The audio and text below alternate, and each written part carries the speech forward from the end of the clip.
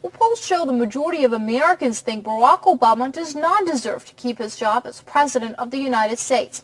According to the survey, only 39% say Obama deserves to be re-elected, but 54% believe he should be a one-term president. Obama is fighting to win public support, and the White House is expected to step up its re-election efforts shortly after the midterm elections. The rising unemployment figures are overshadowing all government activities. Polls show more than half the American people are unhappy with the way Obama is handling the economy.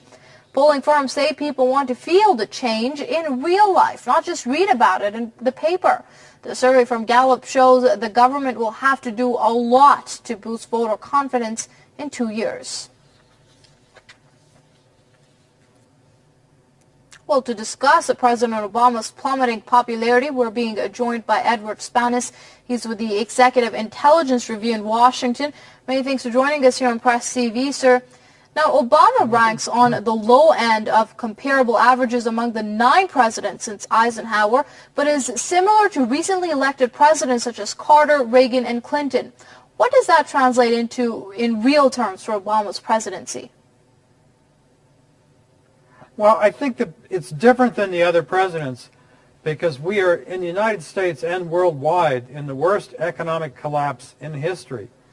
And this is what's fueling the anger at Obama and at the government. And Obama is incapable of dealing with this financial crisis. In fact, he is a failed president, and he's a failed personality. And there is actually discussion in Washington right now and within the government of using the 25th Amendment to the U.S. Constitution to remove Obama from office. That amendment allows for removing a president who is incapacitated, either physically or mentally. And in this case, Obama is mentally incapable of fulfilling the office of president right now. Right now, in fact, though Clinton was in a similar position in '94, he won his second term with a higher margin than George W. Bush, who at this point was doing well but won a second term with a very narrow margin. Should Obama take comfort in knowing that? No, I don't think he can. They were very different people. Bill Clinton was a very good president. He was a very intelligent president. Obama is neither of those. There's no way that his presidency can be salvaged at this point.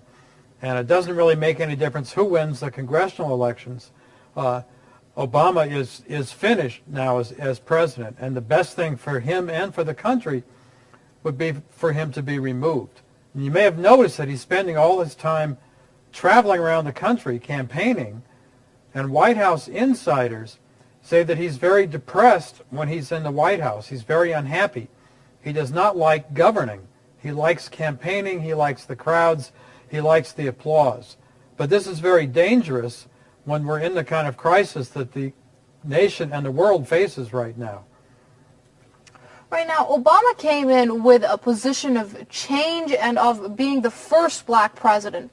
So do these dismal numbers, the expected midterm loss and the divisiveness now prevalent in the U.S., speak of this being a unique and maybe low point in the history of U.S. politics as a whole? No, I don't think so. I don't think it has anything to do with his race. The problem is he was not qualified to be president in the first place. And he was put in there precisely because he would act as a puppet, and they knew he would be a puppet for Wall Street, for the London financiers, and for the British. It has nothing to do with his background, nothing to do with his race. The fact is that he's a failed personality. He's a narcissist. He has a huge ego, and he's incapable of governing. And that's very dangerous for the country, and you really don't have any precedent in recent history for this type of situation. The best thing would be for him either to step aside or to be removed so that we could go about organizing a recovery from this collapse. All right, we're going to have to leave it there. That was Edward Spanis with the Executive Intelligence Review speaking to us from Washington. Many thanks indeed for your insight here on Press TV, sir.